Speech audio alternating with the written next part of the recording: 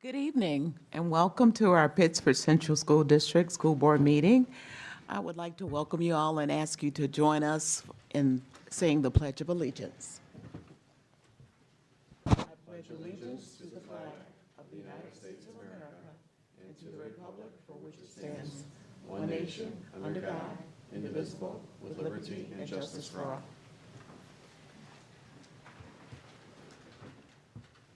Thank you. May I have a motion for approval of the agenda? Thank you. All in favor? Unopposed? The motion carries. Thank you. Next, we are delighted to hear from Mr. Josh Walker from Calkins Road Middle School, our principal there. Thank you, everyone. All right.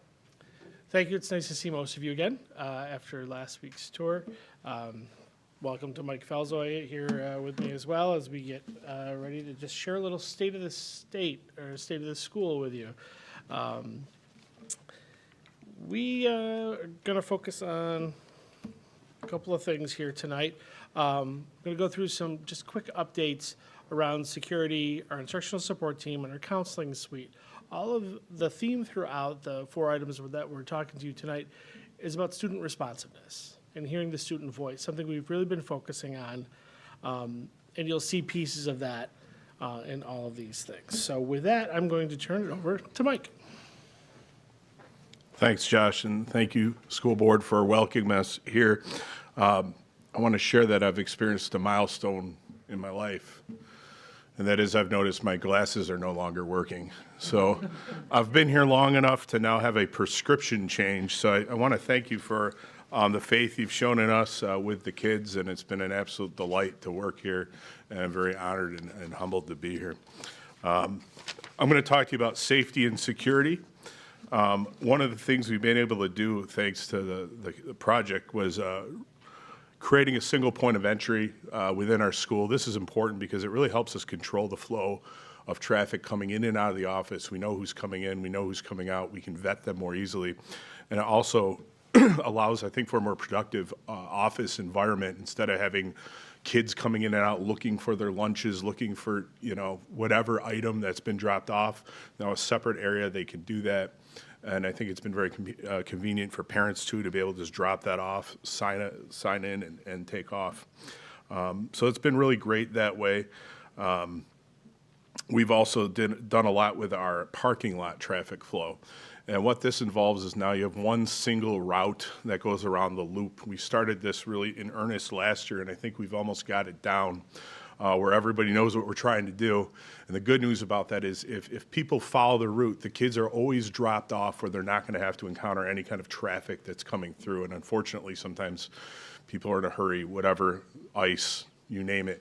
This avoids a lot of those dangers. So we thank the community for cooperating with us. Sometimes a pain to have to wait through that, but we seem to have the line moving pretty quick. So that's another great thing that we've seen.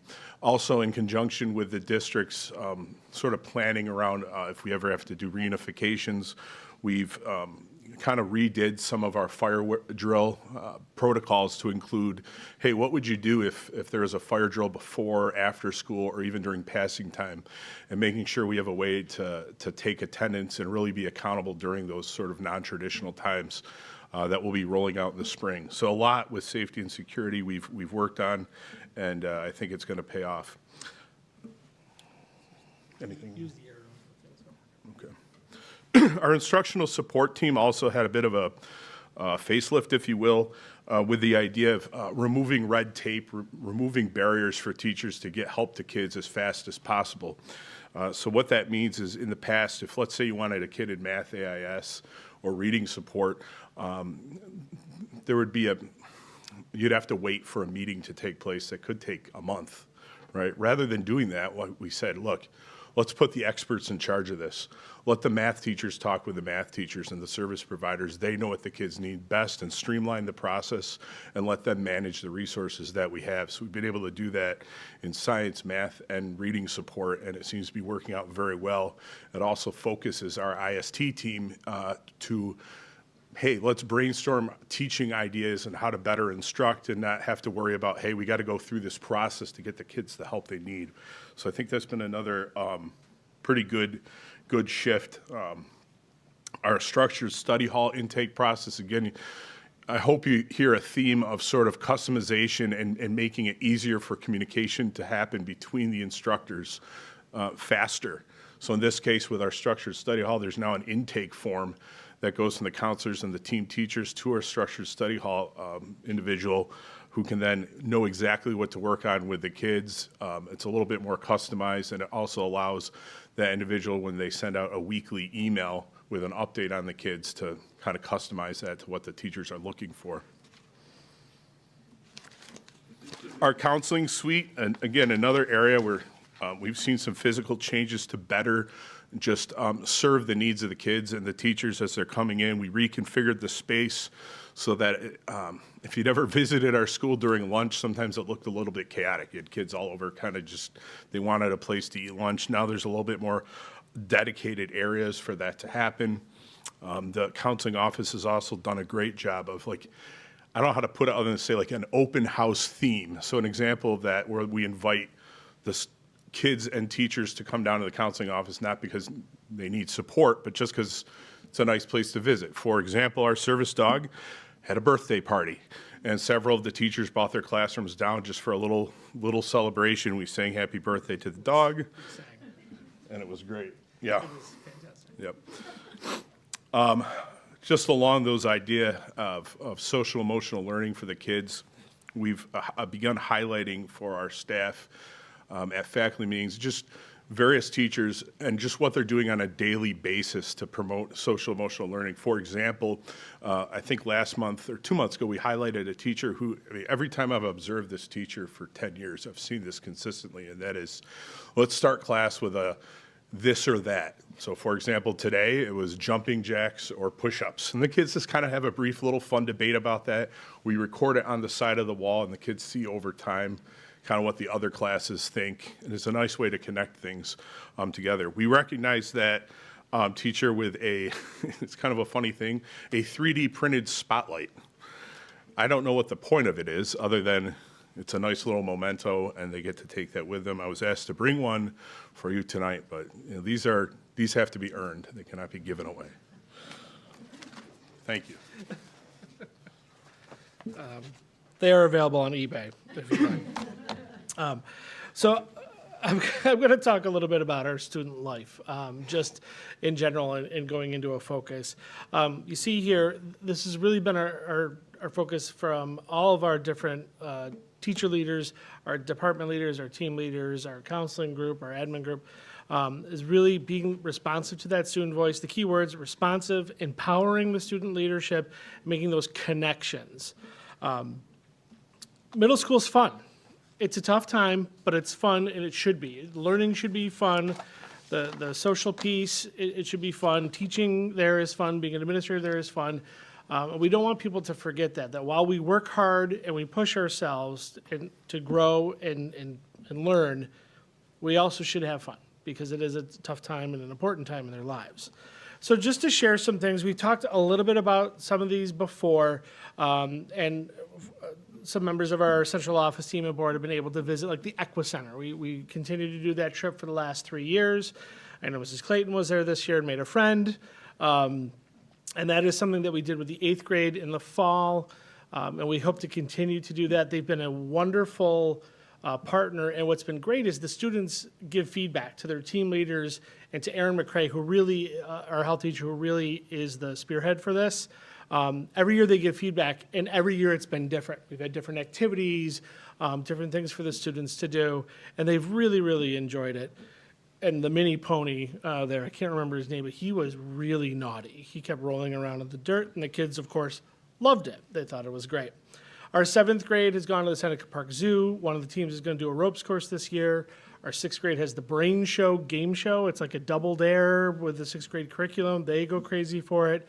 And every year, for the past number of years, our eighth grade has gone to the JCC to see the Holocaust survivor play.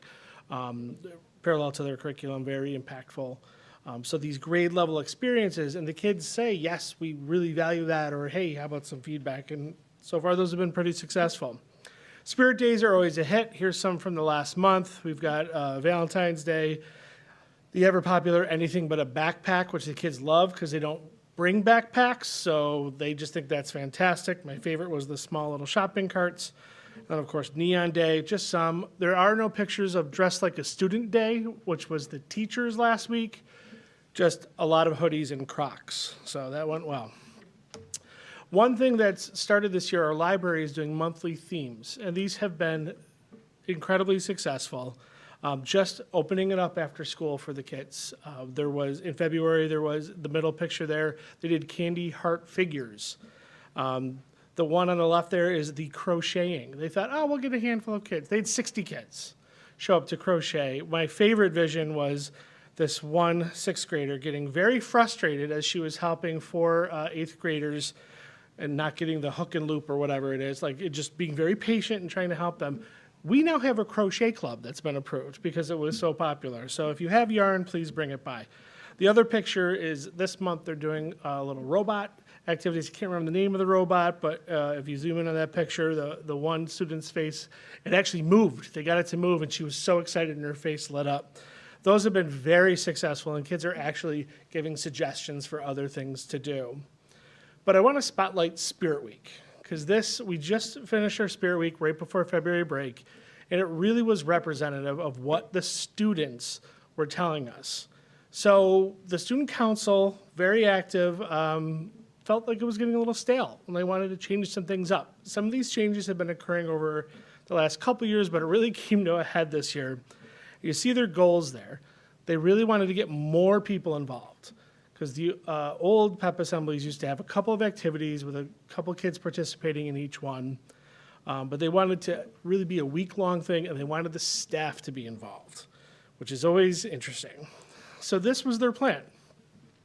They utilized their teams. I'm a member of their teams. It was great. The students would come up with ideas. They would share them. This is where the good of social media, they would see things on different platforms of schools doing different activities and put them up there. What do you think about this? They would debate the safety of some of them. We'll get to that.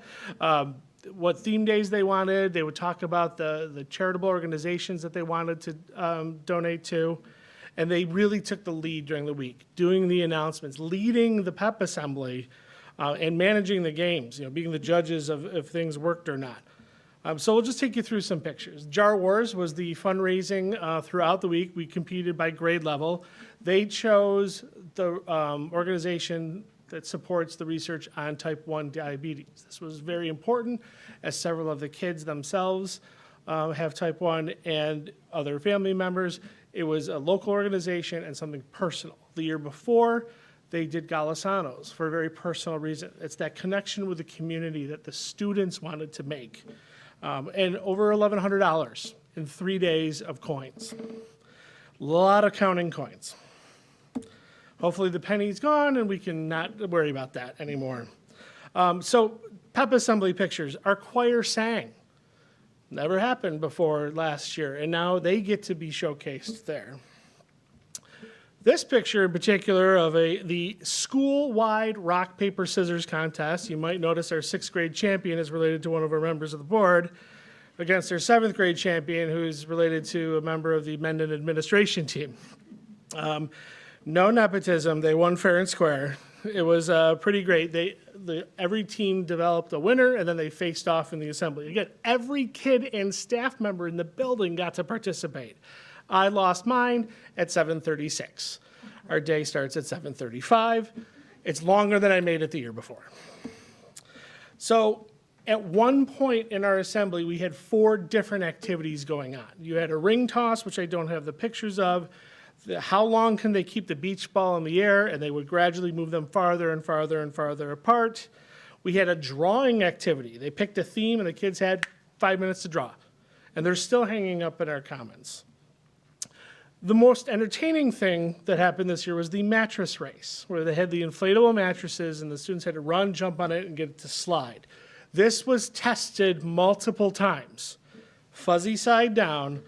It was a blast. In fact, we were laughing so hard we forgot to actually have the last heat because it was so funny. The kids enjoyed it. They had so much fun going down and back, running, jumping on it, and getting it to slide. The place was, you could see all the staff in the back just laughing hysterically. It was wonderful. And there's our champion. The moment a champion is crowned there, or rock, paper, scissors champion. And we also had hula hoops going on. So you had hula hoops, drawing, beach ball, ring toss right after the mattress. No kids did repeat activities. So many kids involved. About 100 kids a team. Each team had about 50 kids involved in the different activities, either right at the pep assembly or right before. And there they are spread out by team color. I just think that's a great picture. One of the things the students wanted to do was get the staff involved. So last year, there was a surprise at the end of the pep assembly of a teacher versus teacher dodgeball game.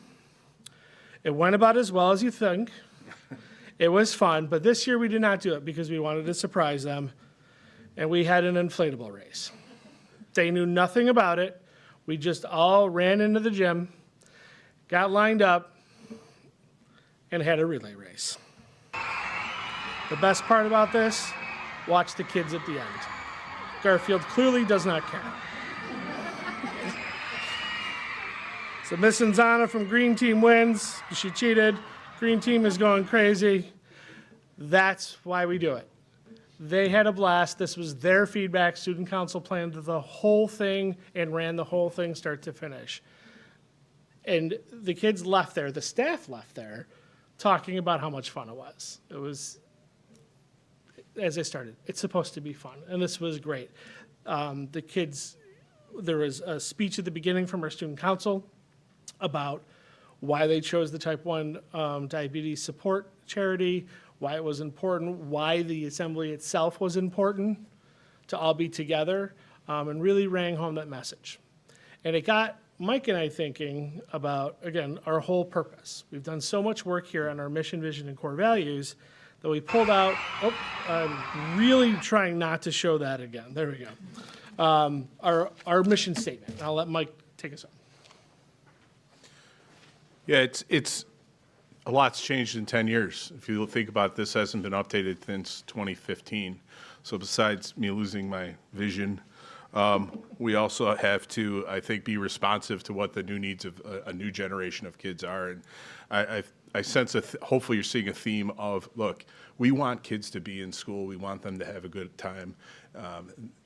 In order for us to impact kids, they've got to be there. They have to want to be there, and we have to be inclusive of everybody.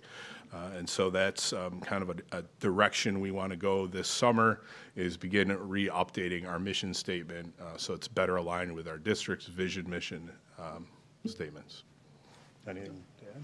That's it. And we're actually going to be starting this work on Superintendent's Conference Day in a couple of weeks to lead into the summer work. So with that, thank you. I always sneak Dwight into every presentation to you. But are there any questions or anything that we can bring forward for you? I would just say thank you to both of you. As you do absolutely focus on the students. Your staff are amazing. And, Yes, they are. School is about developing the whole child, and I need to know that, so thank you. Thank you. We appreciate the visit and the interaction with all of the staff. Thank you, you've done very well. Thank you, everyone. Nice to see you.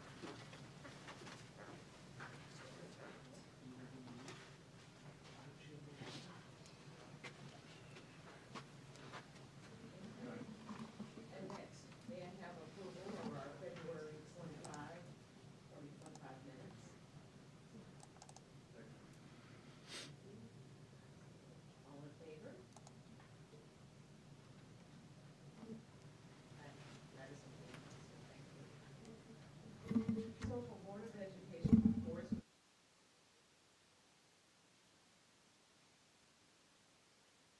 from the information next week. So actually, the District Operations Committee So we had in February, as Mr. Vespi said before, a school budgeting in the post-foundation aid and federal COVID funds era presented by our very own Mr. Vespi. And it was really interesting. I mean, we are lucky here because we have Mike's expertise, and some of the information was at least familiar. But it was interesting to know the history. So 2007, foundation aid, 2011, that's when we had the New York property tax cap. And the landscape has changed so much in the world of education since those things came about. And nothing in the foundation aid has changed. So we have more state mandates, we have security and safety that we've never had before, technology that wasn't around at that time, and nothing has been changed to reflect those things. So we talked a lot about planning. District strategic plans should drive the budget. Long-range financial plans should shape short and long-term goals. And then some factors we need to consider. End of the federal COVID funds. Foundation aid is now fully phased in. Tax revenue will not keep pace with salary and benefit increases. And just how the New York State budget overall projections indicate a deficit. So the kind of bring it all together was, amidst all of these changes and external factors, it's just really important that we keep working on this collaboratively to address the challenges and communicate often. So it was really great. I can send the link out to everybody for the presentation. It was really good, and thanks, Mike, for sharing with the whole county. And great attendance at that meeting as well, so that just says a lot there. Legislative report, just really quick. We went to Albany last week, as has already been mentioned. There were 29 of us from across Monroe County, and that includes our superintendents who were there for the NISCUS spring retreat. Is that correct? Sure. Okay. So we had 10 or 11 meetings that day, and our focus, as I mentioned before, was on the zero-emission bus transition. And just a couple of action items I wanted to share. There are a few things that some of our legislators were looking for us to follow up on related to specifics on mental health, budgetary needs, and zero emissions buses. We know from our area, Gates-Chile is certainly the leader in that. And so a couple of the senators were looking for some specifics to the challenges that they're facing right now with that. So we will follow up on that. Another thing, Emily and I met with Senator Helming, and she had some questions specific to foundation aid.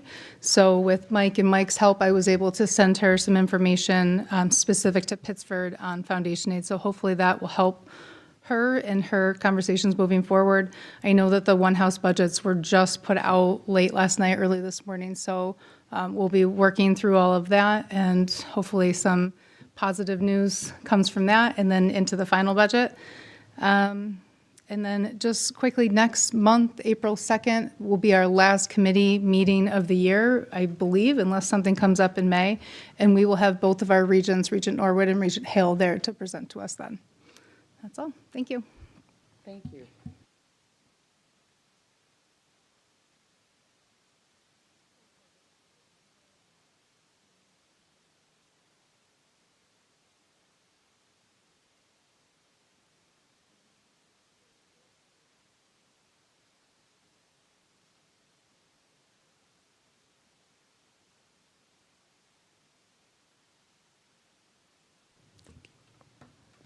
Thank you. Thank you. On March 28th, our schools are closed for Superintendent's Conference Day. April 3rd, there's a board visit tour at Sutherland High School. By a show of hands, who will be there? Thank you. And on April 8th, there's our next regularly scheduled meeting. Okay. Next, we will have our may I have a motion to approve the PCSD nominee for BOCES Board? So moved. Okay. All in favor? None opposed? I would just The like to ayes say have that that. person is here. Yes. The person whose the room is named after. Kim McCluskey. That's Ms. Kim McCluskey.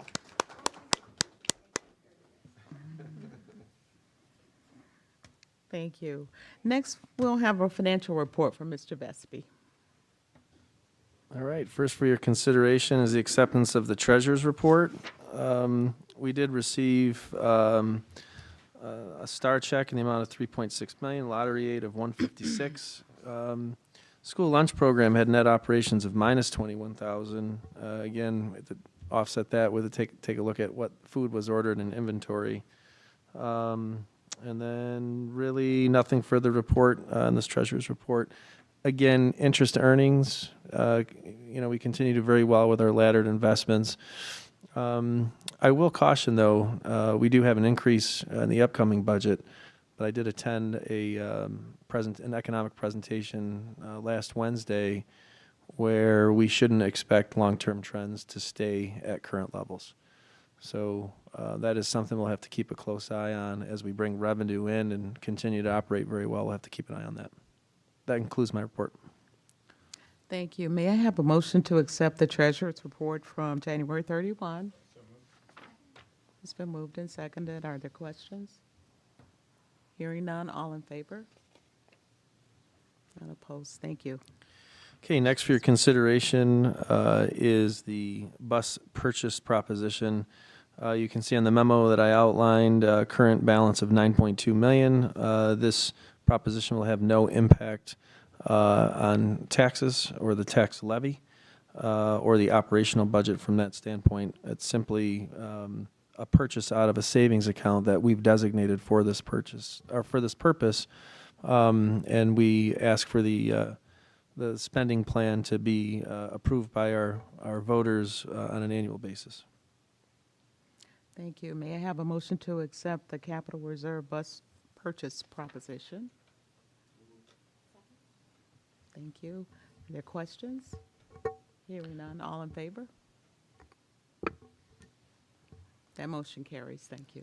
Very good. Next for your consideration is the expenditure of $500,000 for the one-to-one purchase of one-to-one devices in our technology replacement plan, as I outlined previously in the presentation. Thank you. May I have a motion to accept the Capital Reserve instructional technology proposition? Thank you. Are there questions? Hearing none.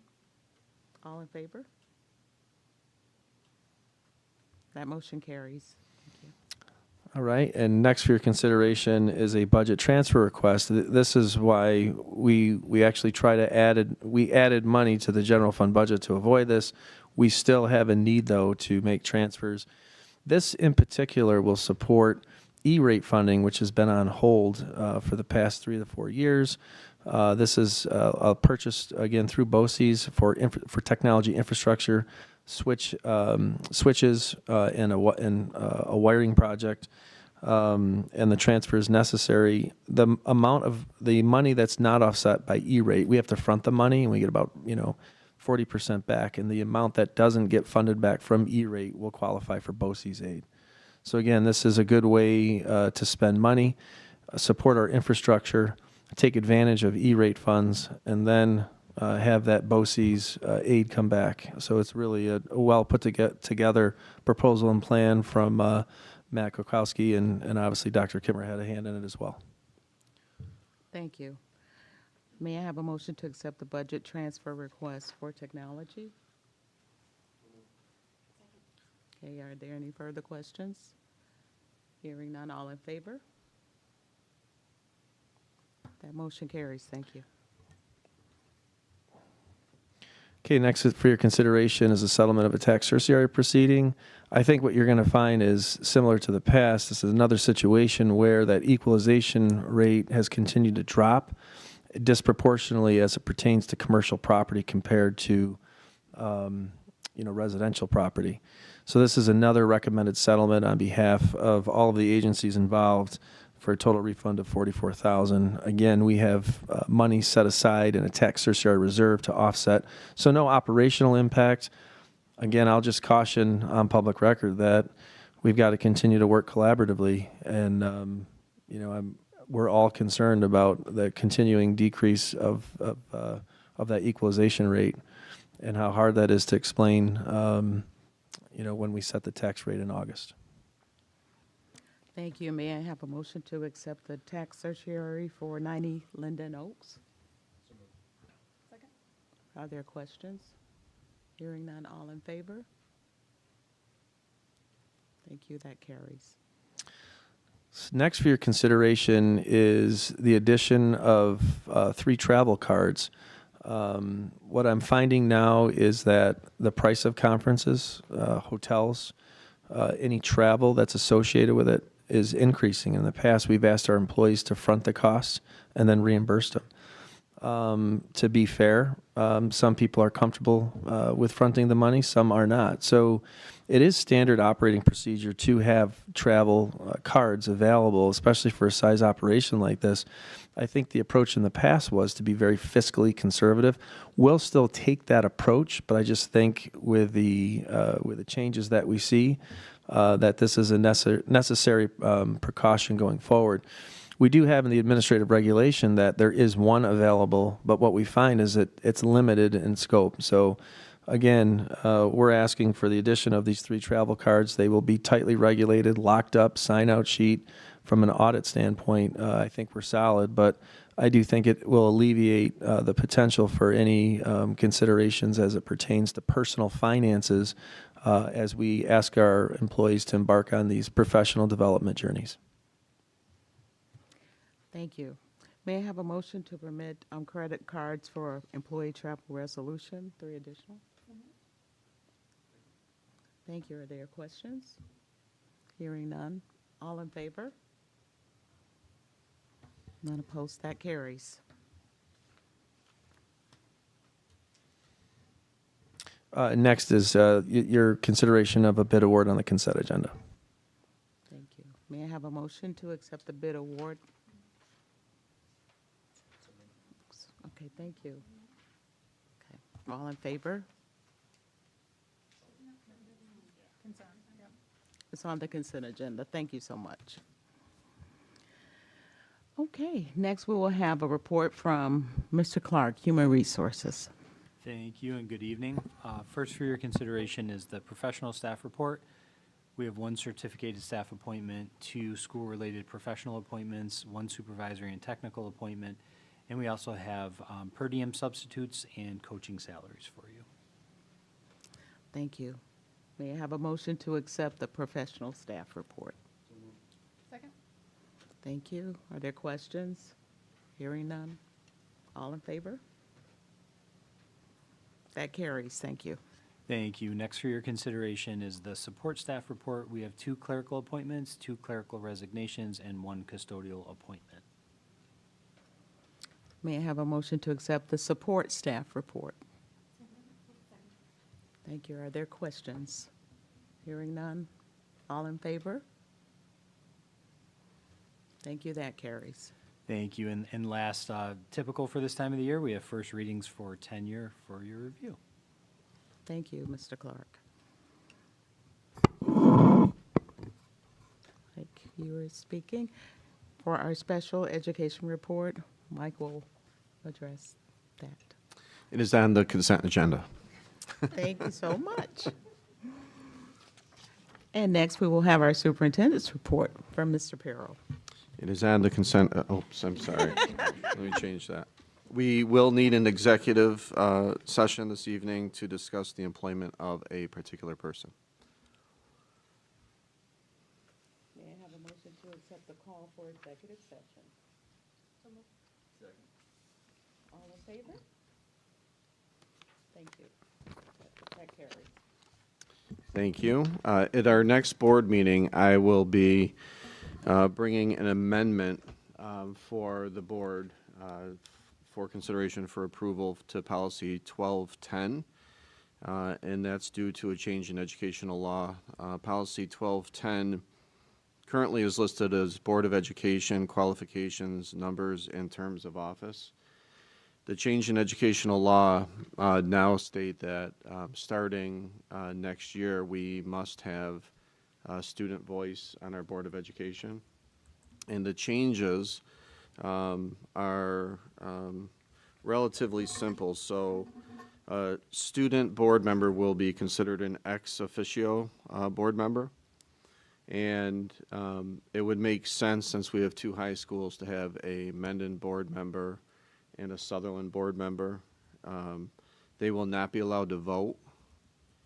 They will not be allowed to call snow days. They will not be allowed to attend executive sessions, and they will not be paid. Those are the three big ones. I will certainly give them pizza as much as they want. And then we have how will they be selected? And essentially, there are 6 different ways they can be selected that we can agree on here. The student is currently an elected student president of a high school, a student duly elected by the student body, so there could be elections at the high schools, a student selected by the high school student government, a student selected by the high school principal, a student selected by the superintendent, or a student selected by a majority vote of the board. And then from there, we can work out the logistics of what that specific role of the student would look like. There's districts that currently do have student board members on their board, and they may have those students be responsible for reporting out what's happening, highlights from their school, or anything that they feel the board or community should know about what's happening at Sutherland, what's happening at Mendon. And then for a lot of the districts, they've moved that student to the front of the agenda, and then have allowed that student, the student reps, to leave after the report, understanding that it's a commitment when students are busy. And so we will be looking at probably seniors from both Mendon and Sutherland, and then you'll see the policy. It would be not a new policy, it'll be a revised policy to 1210 that just encapsulates the student part. Any questions there? Okay, and then the other future work that we are going to have is just around the cell phone use, primarily at the high school. Currently at the middle schools, there are no cell phones allowed out. That has been well received. It's been followed to the T by the students. The students have been great with it. So we will see what the governor's budget proposes as far as the language that she may use, as far as what a distraction-free environment looks like. But we will have options. We also have a power hour coming up where we may elicit feedback from community members that come, or we may share a recommendation and ask them for concerns that they might have with the recommendation. In speaking with area school districts, most schools seem to be going with least restrictive to start, which means it would be like our middle schools where students, phones are out of sight, right? They can have them in their pockets, they can have them in their cars, but they can't be out. And so we'll have to work through those types of scenarios, and I would imagine us doing that probably in the May, June timeframe to have that finished, and then be able to communicate that to families in our summer mailings and work over the summer. So 2 big changes, both involving students, one really good, one not so good. I'm not sure how you feel about that. But the gist is a distraction-free environment, so it'll be interesting to see what the language says. Okay, with that, that's my report. Thank you, Superintendent Pirro.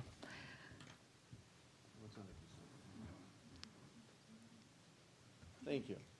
Thank you. So next, may I have a motion to approve the consent agenda? Thank you. All in favor? The ayes have it. Thank you. So is there any old business? Any new business? So tonight, there is no public comment. So may I have a motion for adjournment? Oh, I'm sorry. Yes, sir. I'm sorry. I did want to mention one more thing. Dan White is the district superintendent for BOCES, and he announced his retirement for the end of this school year. So I do want to really thank Dan for not only his leadership, but his friendship, his responsiveness. You heard Mike share tonight how amazing BOCES has been with managing their costs, their structure, their organization. In this public forum, I'd just like to publicly thank Dan for all he's done so well. Thank you. They will be missed. Thank you. So, oh.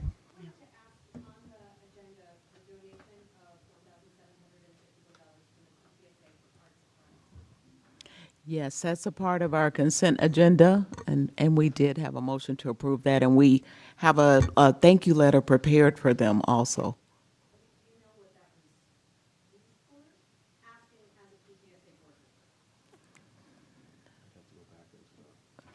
We have that, but it's part of consent agenda, so we can't discuss it, right? It's part of a consent agenda item. That's it.